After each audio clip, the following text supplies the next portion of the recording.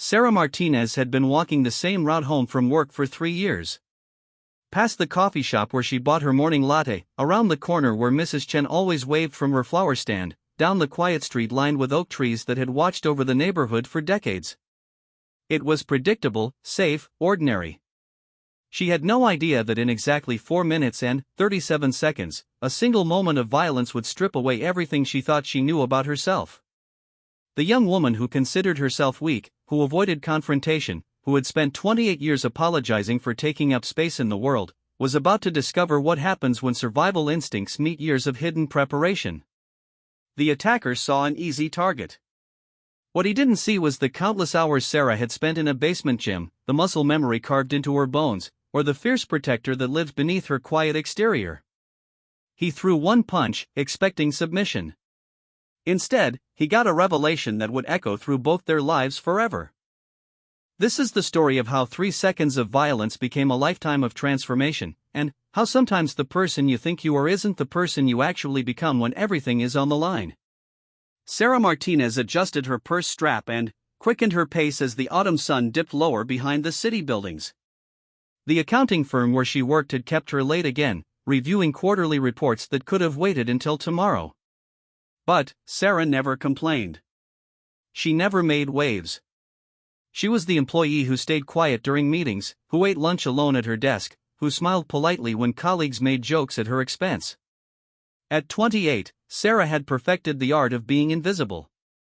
She dressed in muted colors, spoke in soft voices, and had trained herself to take up as little space as possible in any room. Her co-workers saw her as harmless, fragile even. The kind of person who apologized when others bumped into her, who crossed the street to avoid confrontation, who had never raised her voice in anger. They didn't know about the basement. 3 years ago, after a particularly brutal day at work where her supervisor had publicly humiliated her in front of the entire department, Sarah had walked past a small martial arts studio tucked between a laundromat and a used bookstore. The windows were tinted, but she could see shadows moving inside, bodies in motion, controlled and purposeful. Something inside her stirred, a hunger she didn't recognize. She stood there for 20 minutes, watching those shadows dance. The next day, she walked past again. And again the day after that. For 2 weeks, she made excuses to take that route home, drawn by something she couldn't name. Finally, on a rainy Thursday evening when the world felt particularly heavy on her shoulders, she pushed open the door. Master Chen looked up from where he was adjusting heavy bags hanging from the ceiling. He was a compact man in his 60s, with calloused hands and eyes that seemed to see straight through her carefully constructed facade. He didn't ask why she was there or what she wanted. He simply nodded toward a row of practice mats and said, "Shoes off." "We start with breathing." Sarah had expected questions, forms to fill out, sales pitches about membership packages. Instead, she found herself sitting cross-legged on a worn mat, learning to breathe with intention. Master Chen taught her that everything began with breath. Control your breathing, control your mind. Control your mind, control your body. Control your body, control your world. The lessons were unlike anything Sarah had imagined martial arts would be. There was no dramatic breaking of boards, no flashy high kicks, no movie-style combat. Instead, Master Chen focused on practical techniques, muscle memory, and what he called quiet strength. He taught her that the most effective fighters were often the ones no one expected. Strength that shows itself as strength wasted, he told her during one of their early sessions. True power lives in the spaces between heartbeats, in the moment before action, in the calm that comes from knowing you can protect what matters. Sarah began training 3 times a week, then 4, then nearly every day. She told no one about it. Not her co-workers, not her elderly mother who called every Sunday, not even her neighbor Mrs. Patterson who had become something like a friend over the years. The basement studio became her secret world, a place where the quiet, apologetic woman from the accounting firm transformed into something else entirely. Under Master Chen's guidance, she learned to throw punches that could break ribs, kicks that could shatter kneecaps, and grappling techniques that could render a larger opponent unconscious in seconds. More importantly, she learned to move with confidence, to occupy space without apology, to trust the strength that had always existed within her but had never been given permission to emerge. the training wasn't just physical. Master Chen insisted that his students understand the responsibility that came with their abilities. "We train not to fight," he would say, "but so that we have the choice." The strongest person in the room is often the one who never has to prove it. Sarah absorbed these lessons like a plant starved for sunlight. For the first time in her adult life, she felt connected to her own body, aware of her capabilities, grounded in a strength that came from within rather than from external validation. She began to stand straighter at work, though she was careful not to draw attention to the change. She started speaking up in meetings, though always in her same soft voice. Small changes, invisible to others but revolutionary to her. The transformation was gradual but profound. Sarah learned to throw a punch that could drop a grown man, but, more importantly, she learned that she was worth defending. She practiced defensive moves until they became instinct, but the greatest defense she developed was against the voice in her head that had always told her she was too weak, too small, too unimportant to matter. Master Chen noticed the change in her demeanor during their training sessions. Where once she had been hesitant, apologetic even about taking up his time, she now moved with quiet confidence. Her techniques became more fluid, more natural, as if she was remembering something her body had always known rather than learning something new. "You are becoming yourself," he told her one evening after a particularly intense session. "Most people spend their whole lives running from who they really are. You are running toward it." But Sarah's old life continued unchanged on the surface. At work, she remained the quiet accountant who never caused trouble. She processed invoices, reconciled accounts, and endured the small cruelties and casual dismissals that had always been part of her daily experience. The difference was that now she chose her responses consciously rather than from habit or fear. She began to see her colleagues differently too. The supervisor who had once seemed so intimidating now appeared smaller somehow, his bullying tactics revealing themselves as the desperate performances of someone deeply insecure. The co-workers who made cutting remarks began to seem less clever and more predictable. Sarah didn't change how she interacted with them, but she changed how their actions affected her. The quiet strength Master Chen had taught her to cultivate began showing up in unexpected places. When her elderly neighbor Mrs. Patterson mentioned that teenagers had been harassing her on her evening walks, Sarah offered to walk with her.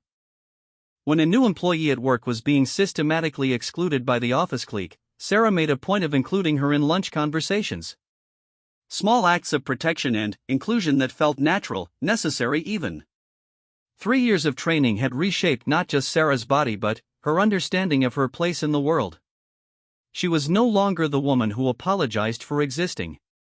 She had become someone who could choose her battles, who could stand her ground when necessary, who carried herself with the quiet confidence that comes from knowing exactly what you're capable of when pushed. She still walked the same route home from work, past the same familiar landmarks. But now she walked differently. Her head was up, her stride was purposeful, and her awareness extended in all directions around her. She wasn't looking for trouble, but she was no longer afraid of it either. The basement studio had given her something she hadn't known she was missing, the unshakable knowledge that she could handle whatever came her way. Master Chen had taught her that the best fighters were the ones who never had to fight, but who were thoroughly prepared to do so if the choice was taken away from them. Sarah thought she might never need to use her training in a real situation. She hoped she wouldn't. She had learned that true strength was often measured not by what you could destroy, but by what you could protect and preserve. The techniques Master Chen had taught her were tools of last resort, meant for moments when all other options had been exhausted. As she turned the familiar corner onto her street that October evening, Sarah had no idea that such a moment was less than 2 minutes away. The quiet woman with the dangerous secret was about to meet someone who would mistake her stillness for weakness, her composure for vulnerability. It would be the last mistake he ever made about her. The streetlight on Maple Avenue had been broken for 2 weeks. Sarah had noticed it during her evening walks, had even considered calling the city to report it, but, like many things in her life, she had put off taking action. Now, as she approached the dark stretch of sidewalk between the working streetlights, she found herself automatically adjusting her path to stay in the illuminated areas. 3 years of training with Master Chen had taught her to read her environment differently. She noticed the blind spots, the escape routes, the places where someone might hide. It wasn't paranoia, just awareness. Like a pilot checking instruments or a driver monitoring mirrors, it had become second nature to catalog potential threats and advantages in any space she entered. The man stepped out from behind the large oak tree just as Sarah passed the broken streetlight. He was bigger than her, maybe 6 feet tall, with the thick build of someone who used his size to intimidate. His clothes were clean but rumpled, his face flushed with alcohol or anger or both. In the dim light, Sarah could see his eyes scanning her purse, her jewelry, sizing up what she might be worth. "Hey there, sweetheart," he said, his voice carrying the false friendliness that predators use to get close to their prey. "Running a little late tonight, aren't you?" Sarah stopped walking. Every instinct Master Chen had trained into her fired at once. The man's posture, the way he'd positioned himself to block her direct path home, the calculated casualness of his greeting, it all added up to danger. But, more than that, something in his tone, in the way his eyes moved over her body, told her this wasn't just about money. "Excuse me," she said quietly, moving to step around him. Her voice was steady, but her body was already shifting into the balanced stance Master Chen had drilled into her until it became automatic. Weight evenly distributed, knees slightly bent, hands loose but ready. The man moved to block her path again, and now the pretense of friendliness dropped away entirely. "Not so fast. I think we should get to know each other a little better. You look like you could use some company." Sarah felt the familiar calm descend over her, the same focused clarity she experienced during sparring sessions at the studio. Time seemed to slow down. Her breathing deepened and regulated itself. Her peripheral vision expanded, taking in the empty street, the distance to the nearest house with lights on, the weight and reach of the man in front of her. "I need to get home," she said, her voice remaining level. "Please move." The man smiled, but there was no warmth in it. "Oh, come on now. Don't be unfriendly. I bet if you give me a chance, I could show you a real good time." He took a step closer, close enough that she could smell the alcohol on his breath and see the anticipation in his eyes. Sarah had hoped it wouldn't come to this. 3 years of training, and she had never once used her skills outside the controlled environment of the studio. She had hoped she never would. Master Chen had taught her that the highest form of martial arts was the fight you never had to engage in, the confrontation you could walk away from, the violence you could prevent through awareness and de-escalation. But, sometimes, he had also taught her, the choice was taken away from you. "I don't want any trouble," she said, taking a small step backward. It looked like retreat, but it was actually positioning. Creating the optimal distance for her to react to whatever came next. The man misread her movement entirely. He saw a small, frightened woman backing away from a larger, stronger man. He saw submission where there was actually preparation. His confidence grew, and, with it, his aggression. "Trouble? Who said anything about trouble? I'm just being friendly." He reached out to grab her arm, his movements confident and casual, the gesture of someone who had done this before and never faced real resistance. The moment his fingers made contact with Sarah's wrist, everything changed. Sarah's training took over with a precision that surprised even her. Her body moved before her conscious mind had time to decide, muscle memory executing techniques that had been practiced thousands of times in the safety of the basement studio. She trapped his grasping hand with her own, stepped into his personal space rather than away from it, and drove her free elbow upward into his solar plexus with enough force to lift him onto his toes. The man's confident expression transformed into shock, then pain, then something approaching fear as he struggled to breathe. But Sarah wasn't finished. Master Chen had taught her that if you committed to physical action, you committed completely. Half measures in a real confrontation could be fatal. She pivoted on her left foot, using his own grip on her wrist as an anchor point, and swept his legs with a move that sent him crashing to the sidewalk. As he fell, she maintained control of his arm, hyperextending his elbow just short of the breaking point. In less than 3 seconds, she had gone from apparent victim to complete control of the situation. The man lay on the concrete, gasping for air and staring up at her with wide, confused eyes. The woman he had seen as easy prey was standing over him with perfect balance and composure, his arm locked in a position that would snap his elbow if he moved wrong. Nothing about this fit the script he had expected. Let me go, he wheezed, trying to sound threatening but achieving only desperation. You crazy bitch, let me go right now.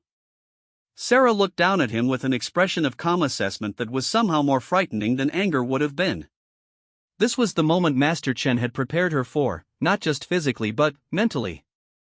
The moment when she had to decide what kind of person she really was when all pretense was stripped away. I'm going to release your arm, she said quietly. You're going to stand up slowly, and then you're going to walk away. You're going to walk in the opposite direction from where I'm going, and you're never going to approach another woman the way you approached me tonight. Do you understand? The man nodded frantically, some part of him recognizing that he was completely at the mercy of someone he had drastically underestimated. When Sarah released his arm and stepped back, he scrambled to his feet with none of the threatening confidence he had displayed moments earlier. But, as he got his bearings and realized he was no longer physically controlled, his original nature reasserted itself. The humiliation of being dominated by a woman half his size overrode whatever wisdom might have told him to simply walk away. You think you're tough, he snarled, rubbing his elbow and trying to reclaim his dignity through aggression.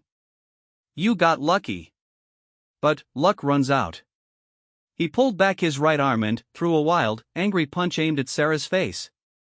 It was the kind of telegraphed, emotion-driven attack that Master Chen had taught her to recognize and counter from her very first week of training. Sarah moved aside with minimal effort, letting his momentum carry him past her, and then did something that would replay in both their memories for years to come. As his overextended body passed by her, she drove a single, perfectly executed punch into his kidney with enough precision and force to shut down his entire nervous system.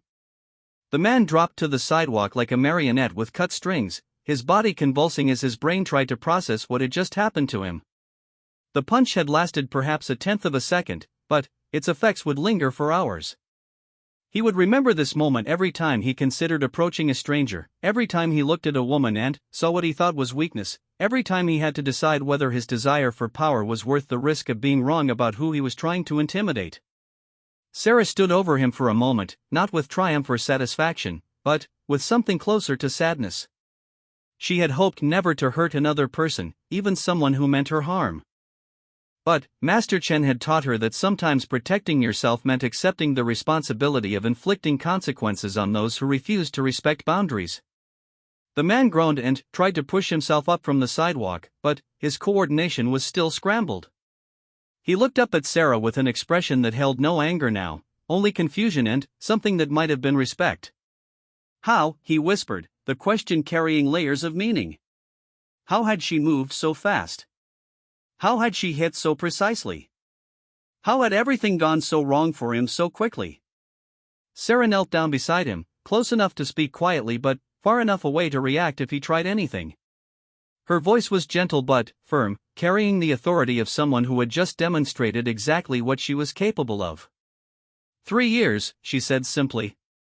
3 years of training, every day, preparing for this exact moment. You saw a victim. You chose wrong. She stood up and adjusted her purse strap, the same casual gesture she made every evening when walking home from work. But now it carried different weight, different meaning. She was still the quiet accountant who avoided confrontation, but she was also the woman who had just ended a dangerous situation with surgical precision. The man remained on the sidewalk as Sarah walked away, not because he couldn't move, but because something fundamental had shifted in his understanding of the world. He had spent years preying on people he perceived as weaker than himself, and, in the span of 30 seconds, he had discovered that his perception could be dangerously, painfully wrong. As Sarah continued down Maple Avenue toward her apartment, she felt something she had never experienced before. Not pride, exactly, and not satisfaction. It was more like completion, as if some long-held question about herself had finally been answered definitively. She had hoped she would never need to use her training. But, now that she discovered something unexpected. She was exactly who she had thought she was becoming during those 3 years in Master Chen's basement studio. The quiet strength he had helped her cultivate wasn't just an idea or an aspiration. It was real, and it was hers, and it worked. The police arrived 43 minutes later. Sarah had called them from her apartment, her voice steady as she reported the attempted assault and provided a clear, factual account of what had transpired. She gave them the exact location, described the man's appearance and condition, and confirmed that she was safe and uninjured. When they asked if she needed medical attention, she politely declined. Officer Maria Rodriguez found the man exactly where Sarah had left him, sitting on the curb beneath a working streetlight, holding his head in his hands. He had managed to pull himself together enough to move out of the middle of the sidewalk, but the dazed look in his eyes and the careful way he held his torso told her everything she needed to know about how the encounter had ended. "Sir, I need you to look at me," she said, approaching him with the practiced caution of someone who had responded to countless domestic disturbances and street altercations. "Can you tell me your name?" The man looked up at her slowly, as if the movement caused him pain. "David," he said quietly. "David Morrison." Rodriguez had been a police officer for 12 years, and she had seen the aftermath of street violence more times than she could count. Usually, when a large man tangled with a smaller woman, it was the woman who ended up hurt. The role reversal here was notable, but what struck her more was Morrison's demeanor. He wasn't angry or defensive. He wasn't making excuses or denying what had happened. He looked like someone who had been fundamentally changed by an experience he was still trying to process. "David, I need to ask you some questions about what happened here tonight," Rodriguez said. "The woman you approached, Ms. Martinez, she says you grabbed her and threatened her. Is that accurate?" Morrison nodded slowly. "Yes, ma'am. That's what I did." The admission surprised Rodriguez. Most suspects in these situations denied everything, claimed mistaken identity, insisted they were the real victims. Morrison's quiet acceptance of responsibility was unusual enough to make her adjust her approach. "Tell me what happened from your perspective," she said, settling into the patient tone she used when she sensed someone was ready to talk honestly. Morrison was quiet for a long moment, staring at his hands. When he finally spoke, his voice carried a weight that hadn't been there when he'd first approached Sarah. "I saw her walking alone. Small woman, looked. I thought she looked like someone who wouldn't fight back. I've done this before, you know? Not exactly this, but I've pushed people around. Taken things from people I thought couldn't stop me." He paused, touching his side gingerly. "I grabbed her arm, and she. God, I don't even know what she did. It happened so fast. One second I'm standing there feeling like I'm in control, and the next second I'm on the ground and can't breathe." Rodriguez made notes as he spoke, but she was also studying his face. There was something in his expression that she recognized from other cases, other people who had been forced to confront ugly truths about themselves. It was the look of someone whose entire worldview had been shattered and was trying to figure out how to rebuild it. "She let you go," Rodriguez said. "Ms. Martinez told me she gave you a chance to walk away. But you chose to escalate the situation. You threw a punch at her." Morrison's laugh was bitter and short. Yeah, I did. I was angry, you know? Embarrassed. This little woman had just put me on the ground like I was nothing, and I couldn't handle it. So I took a swing at her. And she hit me once. Just once. I don't even remember falling down after that.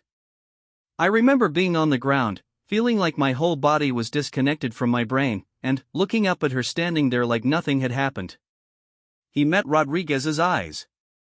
"Officer, I've been in fights before. I've been hit before. But nothing like that. She could have killed me if she wanted to. I know that now." Rodriguez had interviewed both victims and perpetrators of violence for over a decade, and she had developed a sense for when someone was telling the truth. Morrison's account matched Sarah's in every significant detail, but, more than that, his tone carried the ring of genuine revelation. He wasn't just admitting to what he had done, he was grappling with what it meant about who he was. "David, I need to place you under arrest for attempted assault," she said, reading him his rights with professional efficiency. As she helped him to his feet and guided him toward her patrol car, she found herself thinking about the woman who had defended herself with such decisive effectiveness. Sarah Martinez was waiting for them at the police station, sitting quietly in the victim services area with a cup of coffee that had gone cold an hour earlier. When Rodriguez approached her, she was struck by the same thing that had surprised Morrison. Sarah looked exactly like the kind of person who would avoid confrontation at all costs.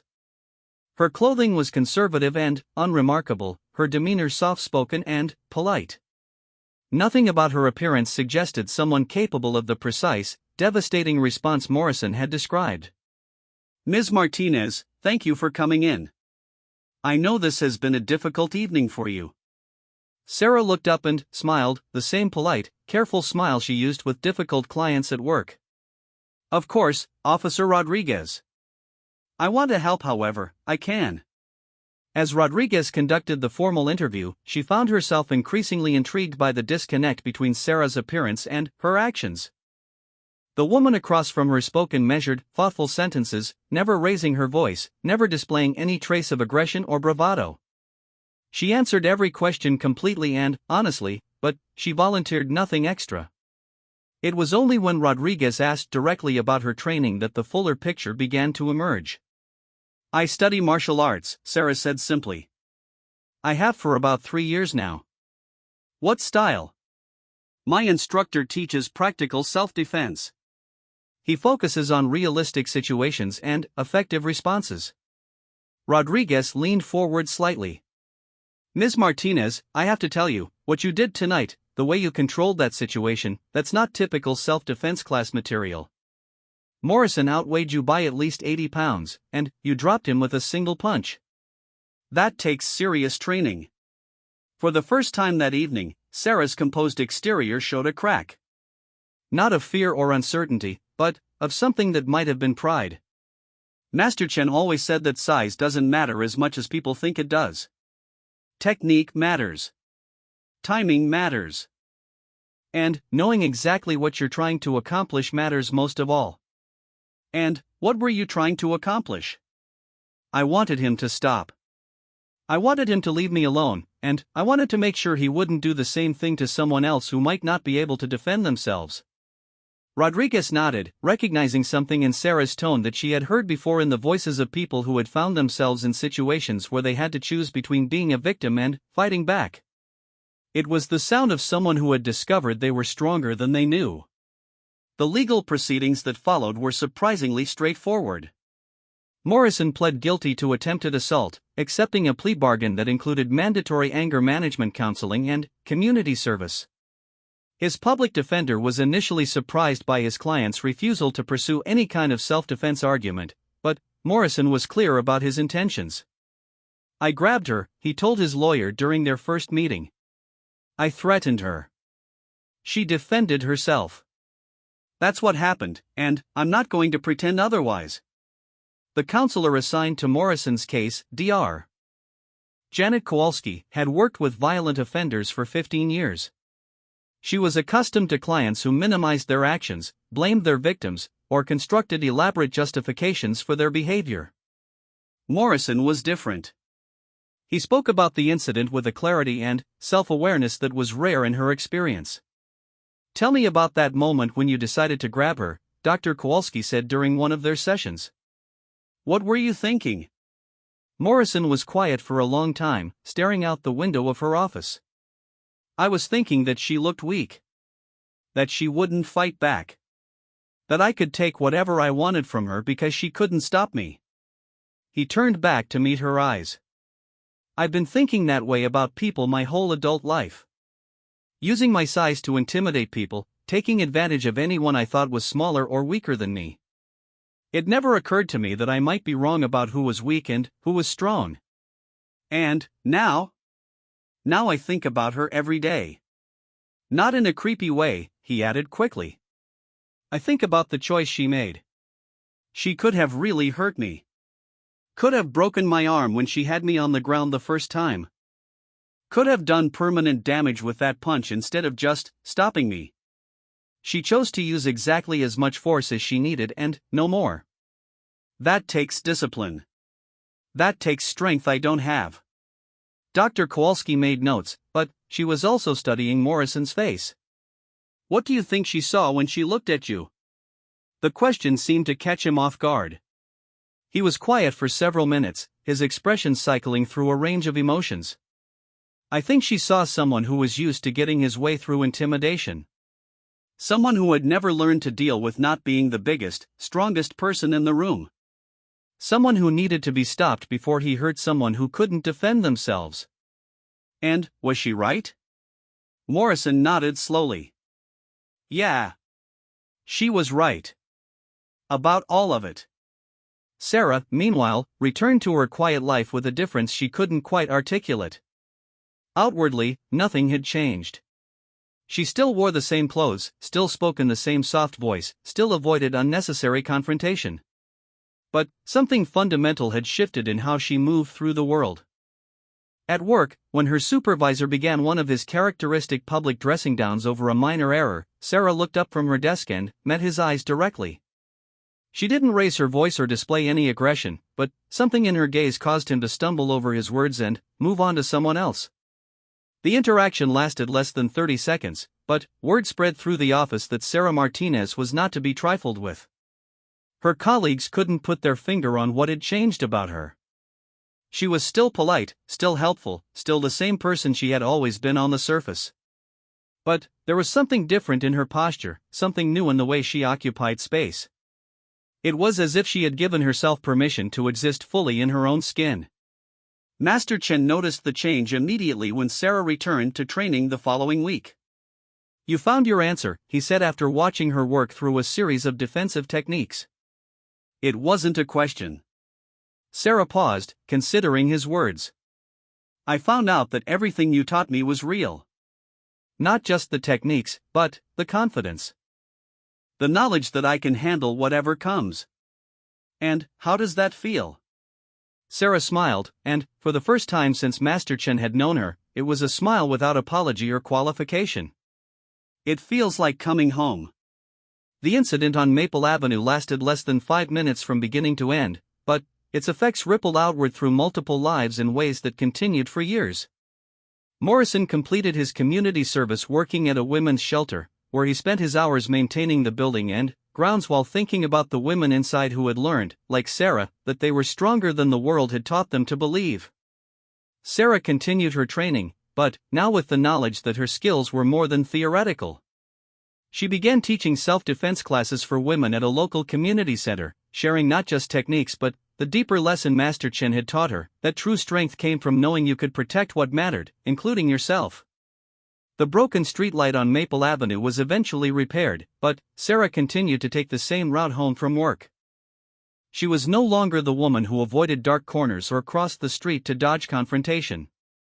She was the woman who had learned that the most dangerous person in any room might be the quietest one, and that sometimes the greatest act of kindness was teaching someone the consequences of their choices before they made them with someone less capable of providing that education. The punch that changed everything lasted a fraction of a second.